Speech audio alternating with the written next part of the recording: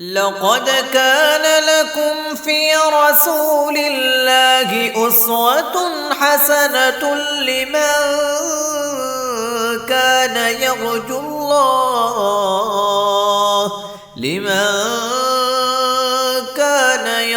الله واليوم الآخر وذكر الله كثيرا نحمده ونصلی علی رسولہ الکریم اما بعد۔ صحیح البخاری کتاب العلم باب نمبر 17 حدیث نمبر 75۔ باب قول النبی صلی اللہ علیہ وسلم اللہم علمہ الکتاب۔ باب ہے نبی صلی اللہ علیہ وآلہ وسلم کے اس فرمان کے متعلق کہ آپ نے فرمایا تھا اللہم علمہ الکتاب، اے اللہ اس کو کتاب کا، قرآن کا علم سکھلا، کتاب کا علم اس کو عطا فرما۔ علمہ ضمیر آگے ابن عباس رضی اللہ عنہما کی طرف ہے، جیسے کہ آگے روایت کے اندر امام بخاری درج کیا ہے۔ امام صاحب ان الفاظ کے ساتھ تبویب اس لیے قائم کرنا چاہتے ہیں کہ کسی کے لیے یہ دعا کرنا کہ اللہ اس کو کتاب اللہ کا علم عطا فرما، یہ صرف ابن عباس رضی اللہ عنہما کے ساتھ خاص نہیں بلکہ دیگر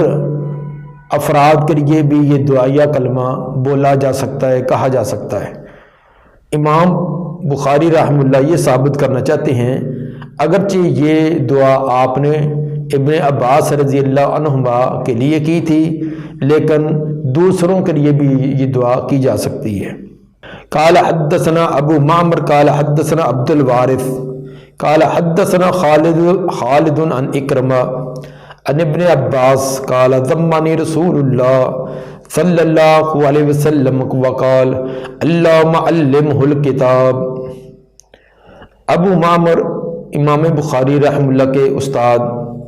نام ان کا عبداللہ بن عمر بن ابی الحجاج ہیں۔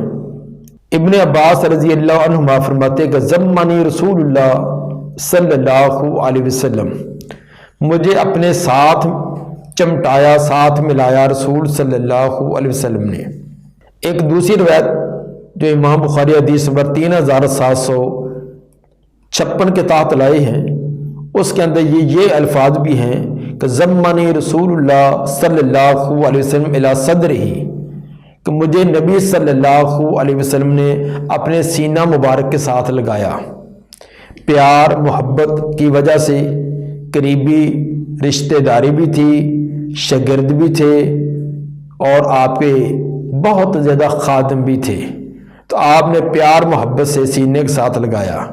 وقال اللہم علمہ الکتاب، اور یہ دعا کی اے اللہ اس کو کتاب کا، قرآن کا، کتاب اللہ کا یا اللہ علم اس کو سکھلا۔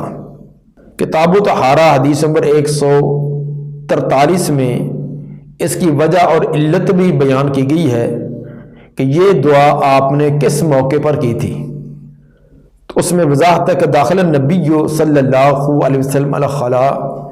ایک دن نبی صلی اللہ علیہ وسلم جب بیت الخلاء میں تشریف لے گئے، فوضعت له وضوءا، تو ابن عباس فرماتے ہیں کہ میں نے خود ہی برتن کے اندر پانی ڈالا اور پانی ڈال کر آپ کے وہ بیت الخلاء کے قریب رکھ دیا تاکہ جب آپ فارغ ہو کر نکلے تو آپ جلدی سے اسے وضو کر لیں۔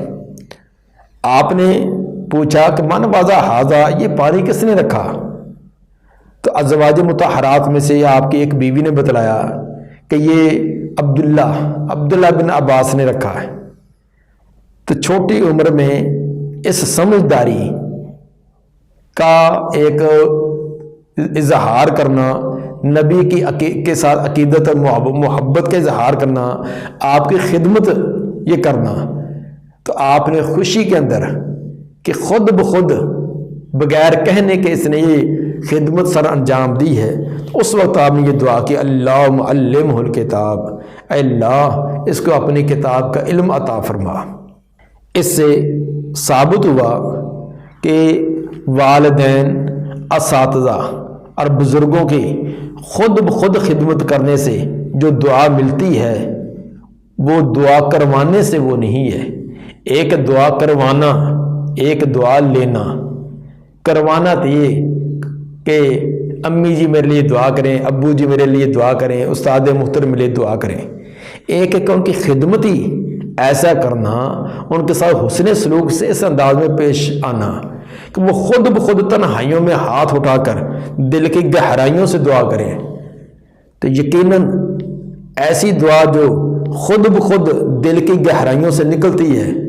وہ سیدھی عرش پر پہنچتی ہے۔ تو اس لیے خدمت جب انسان دل کی گہرائی سے عقیدت اور محبت سے بڑوں کی خدمت کرتا ہے، والدین ہے، اساتذہ ہے، تو یقیناً اس دعا کے بڑے اثرات ہیں۔ اور یہ کئی ایک تجربات کی روشنی میں یہ بات کہہ رہا ہوں۔ میں بھی کوئی اپنی کلاس میں، کوئی اسکول کی کلاس یا مدرسہ کی کلاس کے اندر بہت ذہین نہیں تھا، مجھ سے بھی زیادہ ذہین ساتھی تھے، لیکن ایک اللہ نے ذوق اور شوق اپنی مہربانی سے عطا کیا تھا، اساتذہ کی دلی طور پر عزت احترام اور ان کی خدمت کے مواقع تلاش کرنا۔ یہ البتہ ہمیشہ خواہ وہ اسکول کے اساتذہ ہوں یا دینی مدارس کے ہوں، اور اس وقت سے لے کر آج تک بھی میرے دلوں کے اندر ان کی عقیدت، کہیں آتے جاتے ملاقات ہو جائے، اسکول کے ٹیچر بھی ہیں ان کی بھی میں اسی طرح عزت احترام کرتا ہوں، اور جو دینی تعلیم کے ان کی تو کرنا ہی ہے۔ تو میں سمجھتا ہوں کہ میرے بعض اساتذہ کی یہ دعاؤں کا یہ نتیجہ ہے کہ اللہ نے یہ کوئی ٹوٹے پھوٹے الفاظ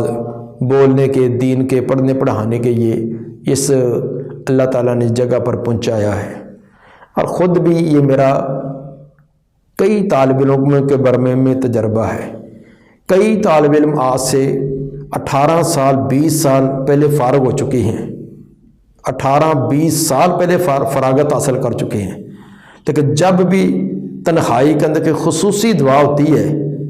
تو ان کی شکل سامنے آ جاتی ہے، اور خود بخود ان کا نام لے کر، ایک تو عمومی ہوتی ہے، ان کا نام لے کر دعا کی جاتی ہے، حالانکہ انہوں نے کبھی کہا ہو نہ کہا ہو۔ اور بعض ایسے ہیں کہ اگر وہ خود بذات خود سامنے آ جائیں تو مجھے نام یاد نہیں ہوتا۔ ایسے بھی طالب علم ہیں جنہوں نے 7 سال پڑھا ہے، پہلی کلاس سے لے کر آخری تک، تو جب کہیں 10-12 سال کے بعد ملاقات ہوتی تو مجھے نام ان کا ذہن میں نہیں ہوتا، اور حتیٰ کہ بعض اوقات مجھے یہ بھی نہیں پتا ہوتا کہ یہ شاگرد ہیں، اور ان سے پوچھنا پڑتا ہے، وہ بتلاتے ہیں کہ جی میں آپ کے پاس پڑھتا رہا ہوں فلاں، وہ حوالے دیں گے، پھر یہ ذہن میں آتا ہے۔ جب فارغ ہوئے تھے اس میں، اور بعد میں تغیرات، چہرے کے اندر، جسم کے اندر تغیرات آ جاتی ہیں، ان کا کوئی رابطہ ہی نہیں، نہ کبھی آنا جانا کا، نہ کبھی فون پر، نہ کوئی اور، تو پھر اسی طرح ذہن میں ہوتا ہے۔ اب ان میں دونوں میں آپ فرق دیکھ لیں۔ ایک وہ ہے جن کے لیے یہ میری اپنی ذاتی دو تجربات ہیں کہ جب میں خصوصی کی دعا ہوتی ہے اس کے اندر ان کا میں نام لیتا ہوں، اور بعض جو ہیں وہ بیداری کی حالت میں حقیقتاً سامنے آ کر بیٹھے ہو تو مجھے نام بھی یاد نہیں۔ یہ آپ خود فرق کر سکتے کہ اس کی وجہ کیا ہے۔ اس کے اندر اساتذہ کے ساتھ ربط، تعلق، مودت اور محبت اور خدمت ہے۔ ایک طالب علم مجھے کہتے وہ ذرا ہچکچاہٹ محسوس ہوتی ہے، میں اس کو اپنا طالب علم کہوں، شاگرد کہوں، تقریباً آج سے 9 سال پہلے کی بات ہے، 8-9 سال پہلے رمضان کا دورہ تفسیر کے لیے وہ میرے پاس آیا۔ تو دورہ تفسیر ہمارا تقریباً 24-25 دن کا ہوتا ہے، 25 شعبان سے لے کر 25 رمضان تک۔ تو اب 1 مہینہ ہوتا ہے، اس کے اندر کچھ ابتدا میں دن مبادیات میں، کچھ اوپر امتحان کے، یعنی زیادہ پڑھائی کے 22-23 دن ہی ہوتے ہیں۔ اتنے دنوں کے اندر ایک بزرگ آدمی، اس وقت ان کی عمر تقریباً 70 سال ہوگی، 8-9 سال پہلے جب آئے تھے 70 سال ان کی عمر تھی، اور محکمہ اوقاف کے خطیب وہ ریٹائر تھے، وہ پڑھنے کے لیے آئے۔ تو جانے کے بعد اب 3 ہفتے کی ہماری مجلس ہے، 3 ہفتے کی ہماری کلاس ہے۔ جانے کے بعد اکثر وہ مجھے فون کرتے ہیں، اکثر حالات پوچھتے رہتے ہیں۔ 2-3 مرتبہ اسپیشل اسلام آباد سے مجھے ملنے کے لیے یہاں ستیانے آئے، اور میں بھی جب کبھی اسلام آباد کا چکر ہو تو پوری کوشش کرتا ہوں کہ ان کو ملنے کی، ان کو پتہ چل جائے۔ تو اسپیشل میں کہیں بھی ہوں، بزرگ ہونے کے باوجود اب تقریباً عمر 80 سال کے قریب ہو گئی، بیمار بھی ہیں، بزرگ بھی ہیں، وہ اسپیشل ملنے کے لیے آئیں گے، ملتے بھی ہیں، کوئی تحفہ تحائف بھی پیش کرنے کی کوشش کرتے ہیں۔ تو اب ان کا نمبر میں نے اپنے موبائل میں رکھا ہوا ہے، اور اکثر میں بھی ان کو فون کرتا ہوں، اور کتنے ہیں کہ جن کا فون درج کرنا لکھنا تو دور کی بات، ان کی شکل و صورت بھی یاد نہیں۔ تو اب وہ یہ نہیں ہے کہ وہ کوئی مجھے ماہانہ کی تنخواہ بھیجتے ہیں کہ میرا کوئی خاص تعاون کرتے ہیں، سر ایک عقیدت اور محبت ہے۔ تو یہ ہوتی ہے بڑوں کے ساتھ، والدین ہیں، اساتذہ ہیں، باقی چچا ہے، ماموں ہیں، بڑے بھائی ہیں، ان کے بڑے احسانات ہوتے ہیں ہم پر، ان کی بڑی خدمات ہوتی ہیں ہمارے لیے، تو ان کے لیے دعائیں کرنا یہ ایک بہت اہم ہوتا ہے۔ تو بہرحال ابن عباس رضی اللہ عنہما کا یہ واقعہ ہمیں درس دیتا ہے کہ خود بخود ایک ہے استاد کہے، والد کہے، پھر تو کرنا ہی کرنا ہوتا ہے، وہ خدمت کون سی، حکم دیا عمل کر لیا۔ ایک ہے کہ خود بخود موقع کی تلاش میں رہنا اور بڑھ کر آگے خدمت کرنا، یہ ہوتی دل کی گہرائی سے دعا نکلتی۔ چنانچہ اس دعا کا نتیجہ کیا نکلا؟ واقعی ابن عباس رضی اللہ عنہما مفسر قرآن، صحابہ میں سے مفسر قرآن کے نام سے معروف ہے۔ اور پیچھے بھی آپ نے 2 دن پہلے واقعہ سنا، بلکہ 1 دن پہلے، کہ جب 2 صحابہ کا آپس میں اختلاف ہو گیا تھا کہ سیدنا موسیٰ علیہ السلام کا ساتھی، جس ساتھی کے پاس گئے تھے وہ کون تھے؟ ابن عباس رضی اللہ عنہ فرماتے تھے وہ خضر علیہ السلام ہے، دوسرے کہتے تھے وہ دوسرے۔ حضرت ابی بن کعب رضی اللہ تعالیٰ نے فیصلہ ابن عباس رضی اللہ عنہ کے حق میں دیا۔ یہ ہے اللہ نے ان کو واقعی کتاب اللہ کی سمجھ بوجھ اور ان کی فقاہت عطا کی تھی۔ باب نمبر 18، باب من یصح سماع الصغیر، باب ہے کہ کب صحیح ہوتا ہے چھوٹی عمر کا سماع، چھوٹی عمر کا بچہ کب اس کا سماع حدیث کو سننا قابل قبول ہے، اس کی عمر کم سے کم کتنی ہونی چاہیے؟ تحمل حدیث کے لیے حدیث لینا، اس کے لیے تو تمیز کی شرط ہے کہ وہ ایسی عمر ہو کہ وہ تمیز کر سکتا ہو، اچھی بری بات میں نفع نقصان کے اندر اس کے اندر تمیز کرنے کی صلاحیت ہو۔ ہاں البتہ حدیث کو آگے بیان کرنا، اس کے لیے عاقل اور بالغ ہونا، یہ اکثر اہل علم نے بیان کیا ہے کہ حدیث کو لینے کی شرط اتنی ہے کہ وہ اتنی عمر ہو کہ جس کے اندر اس کے اندر سمجھداری ہو، تمیز والی اس کے اندر شعور ہو۔ البتہ حدیث کو آگے بیان کرنا، اس کے اندر عاقل اور بالغ ہونا، اس کے اندر یہ شرط بیان کی ہے۔ اس کے اندر اہل علم کا اختلاف تو ہے کہ کتنی عمر ہونی چاہیے۔ اس میں امام احمد بن حنبل اور یحییٰ بن معین رحمہ اللہ، ان کا ایک واقعہ بھی ہے جو امام خطیب بغدادی نے الکفایہ کے اندر درج کیا ہے کہ یحییٰ بن معین رحمہ اللہ نے یہ بیان کیا کہ 15 سال کی عمر تحمل حدیث کے لیے، 15 سال سے چھوٹی عمر کا وہ اس کا حدیث کا سننا اور آگے بیان کرنا، یہ 15 سال کی کم از کم عمر ہونی چاہیے۔ دلیل اس میں انہوں نے یہ بیان کی کہ ابن عمر رضی اللہ عنہما کو 14 سال کی عمر کے اندر انہوں نے اپنے آپ کو جنگ کے لیے پیش کیا تو آپ نے قبول نہ کیا، 15 سال کی عمر کے اندر انہوں نے اپنے آپ کو پیش کیا تو آپ نے قبول کر لیا۔ یہ امام یحییٰ بن معین رحمہ اللہ نے یہ دلیل دی ہے، لیکن امام احمد بن حنبل نے ان کا اس بات کا نقض کیا کہ جنگ کے لیے قبول کرنا یہ اور بات ہے، جنگ کے اندر مقابلہ ہے، مد مقابل کا، اس کے اندر قوت و طاقت اور اس کے اندر بڑی زیر کو سمجھداری اور آلات کا استعمال، یہ تمام چیزیں ہونی چاہیے، آگے والے کو مارنا، اپنا بچاؤ کرنا، یہ سب۔ لیکن علم حاصل کرنے کے لیے یہ طاقت کا، قوت کا، ان چیزوں کی ضرورت نہیں ہے، اس کے اندر چھوٹی عمر بھی ہو سکتی ہے۔ تو اس لیے ابن عمر رضی اللہ عنہ والی روایت کو یہ حجت اور دلیل بنانا درست نہیں ہے، اور امام احمد بن حنبل رحمہ اللہ نے یہی جو امام بخاری رحمہ اللہ نے دلائل پیش کیے ہیں کہ چھوٹی عمر جو ہے،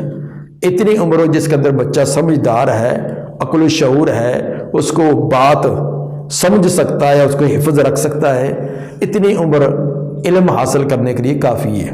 اس کے اندر امام بخاری جو روایت لائے ہیں وہ اپنے شیخ اسماعیل بن ابی اویس ہیں۔ قال حدثنا اسماعیل قال حدثني مالک عن ابن شہاب عن عبید اللہ ابن عبداللہ ابن عتبہ عن عبداللہ ابن عباس قال اقبلت راکبا علی حمار عطان۔ ابن عباس رضی اللہ عنہ فرماتے ہیں میں آیا سوار ہو کر علی حمار عطان، ایک گدیا پر۔ حمار گدے کو کہتے ہیں، مذکر اور مؤنث دونوں پر بولا جاتا ہے، لیکن آگے عطان کا لفظ لا کر اس کا وضاحت کر دی کہ وہ حمار، وہ گدا مادہ تھی، گدیا تھی۔ وَأَنَا يَوْمَئِذٍ قَدْ نَاهَزْتُ الْإِحْتِلَامَ، اور میں ان دنوں بلوغت کے قریب تھا۔ یہ اس وقت کا واقعہ جب میں بلوغت کے قریب تھا، یعنی بالغ ہوا نہیں تھا لیکن بلوغت کے قریب تھا۔ اس سے ایک بات تو یہ ثابت ہوئی کہ گدے پر سواری کرنا یہ کوئی عیب نہیں ہے، اور اسی طرح گدا اگرچہ یہ حرام ہے، اس کا گوشت کھانا جائز نہیں ہے، لیکن اس پر سواری کرنا، جب سواری کریں گے تو اس کا جسم، اس کے بال، اس کا پسینہ وہ بھی کپڑوں کو لگے گا، گویا کہ اس کے بال ہیں، اس کا پسینہ ہے، وہ نجس نہیں ہے۔ تو ہر حرام جانور وہ نجس نہیں ہوتا، بعض جب وہ حرام بھی ہوتے ہیں نجس بھی ہیں، لیکن بعض ان کا کھانا تو حرام ہے، جس طرح گدھا ہے، بلی ہے، کھانا حرام ہے لیکن وہ نجس نہیں ہے۔ آپ ان کو ہاتھ لگائیں، پکڑیں، اور اگر وہ کسی پانی وغیرہ کے اندر منہ ڈال جائیں، کوئی چیز ہے تو وہ نجس نہیں ہوگی۔ وَأَنَا يَوْمَئِذٍ قَدْ نَاهَزْتُ الْإِحْتِلَامَ، میں بلوغت کے قریب تھا۔ وَرَسُولُ اللَّهِ صلی اللہ علیہ وسلم يُصَلِّي بِمِنًا إِلَى غَيْرِ جِدَارٍ، اس حال میں کہ رسول اللہ صلی اللہ علیہ وسلم مینا کے اندر نماز پڑھا رہے تھے، بغیر دیوار کی طرف رخ نہیں تھا، آگے کوئی دیوار وغیرہ نہیں تھی، یعنی مینا کے اندر آپ نماز پڑھا رہے ہیں لیکن آگے سترے کے طور پر دیوار نہیں۔ بعض نے سے یہ استدلال کیا کہ بغیر سترے کے نماز میں کوئی حرج نہیں، جبکہ دیگر روایات کے اندر سترہ کی کافی تاکید بھی ہے، تو اس کی تطبیق یہی ہوگی کہ نفی اس بات کی ہے کہ دیوار نہیں تھی، لیکن یہ نفی تو نہیں کہ آگے کوئی چیز بھی نہیں تھی۔ دیوار نہیں ہے تو آگے کوئی لاٹھی ہو سکتی ہے، کوئی اور چیز ہو سکتی ہے، کوئی نیزہ، برچھی، جس طرح عام طور پر آپ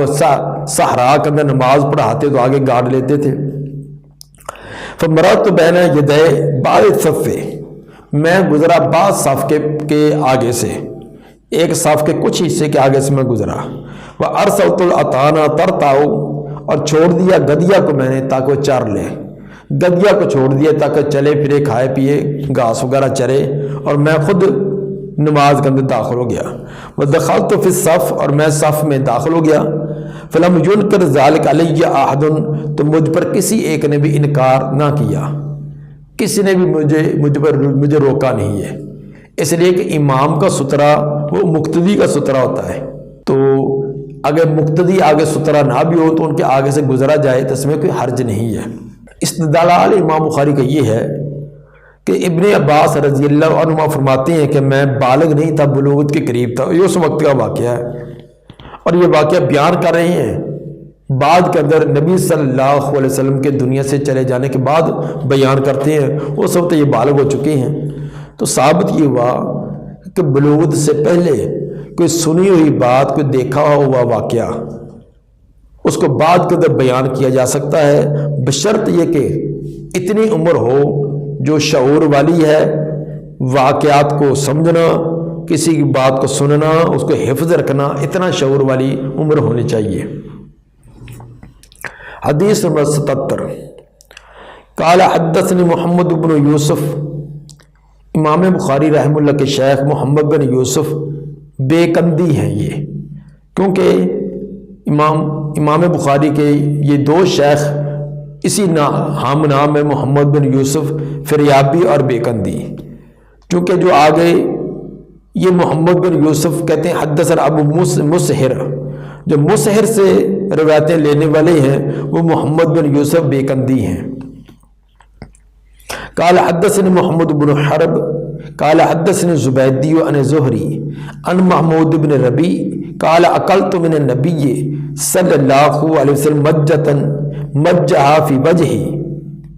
محمود بن ربی فرماتے ہیں کہ مجھے یاد ہے، اکل تو مجھے سمجھ ہے، مجھے یاد ہے نبی صلی اللہ علیہ وسلم سے مجتن کلی کرنا، مجہا فی وجہی جو آپ نے کلی کی تھی میرے چہرے پر، مجہ منہ کے اندر پانی ڈال کر گھما کر اس کو پچکاری کی طرح مارنا۔ تو نبی صلی اللہ علیہ وسلم ان محمود بن ربی رضی اللہ تعالیٰ عنہ کے گھر میں گئے، یہ چھوٹے بچے تھے، تقریباً 4-5 سال کی عمر تھی، تو آپ نے وضو کیا، پانی پیا، وضو کیا تو منہ کے اندر جو تھوڑا سا کلی کا پانی تھا تو بچے کے منہ پر اس کو خوش طبی کے انداز میں تو پر پانی ڈالا، تو جیسے چھوٹے بچوں کو آدمی مذاق کے لیے ان کو خوش طبی کے انداز میں کرتا ہے۔ تو محمود بن ربی یہ بڑے ہو کر یہ واقعہ بیان کرتے ہیں کہ جب میں چھوٹا تھا اللہ کے رسول ہمارے گھر میں آئے، ہمارے کنویں سے پانی نکالا، آپ نے پانی پیا، وضو کیا، اور منہ کا جو پانی تھا کلی کی طرح میرے اوپر گرایا، وہ بھی مجھے یاد ہے۔ اکلت من النبی صلی اللہ علیہ وسلم مجتن، مجھے یاد ہے نبی صلی اللہ علیہ وسلم کا کلی کرنا، مجہ فی وجہی جو آپ نے کلی کی تھی میرے چہرے پر، وَأَنَا ابن 5 سنین من دلوین، اور میں اس وقت 5 سال کی عمر کا تھا، 5 سال میری عمر تھی، من دلوین، اور یہ آپ نے ڈول سے پانی لے کر منہ کے اندر ڈالا تھا اور میرے چہرے کے اوپر اس کو گرایا تھا۔ یہ روایت امام بخاری 5 جگہ اور بھی لائی ہیں اور بعض جگہ سے کچھ تفصیل بھی ہے، تو بہرحال اس سے امام بخاری رحمہ اللہ نے یہ ثابت کیا کہ اب محمود بن ربی رضی اللہ تعالیٰ عنہ 5 سال کی عمر کا یہ واقعہ ہے، تو انہوں نے وہ واقعہ یاد رکھا ہے، تو اب بعد کا بلوغت کے بعد بیان کیا ہے اور ان کو تمام محدثین نے سے واقعے کو قبول کیا ہے۔ تو یہ شرط لگانا کہ علم حاصل کرنے کے لیے 15 سال کی عمر ہو یا 14 سال کی عمر ہو، یہ شرط لازمی نہیں ہے، بلکہ شعور ہونا چاہیے، اتنی عمر ہو کہ جس کے اندر بچہ واقعے کو دیکھ کر، بات کو سن کر سمجھ سکتا ہے، اس کو یاد رکھ سکتا ہے، بعد کے اندر اس کو بیان کرے تو قابل قبول ہوگی۔ دعا ہے کہ اللہ تعالیٰ نبی صلی اللہ علیہ وسلم کے فرامین کو سمجھ کر اس کے مطابق عمل کی توفیق عطا فرمائے۔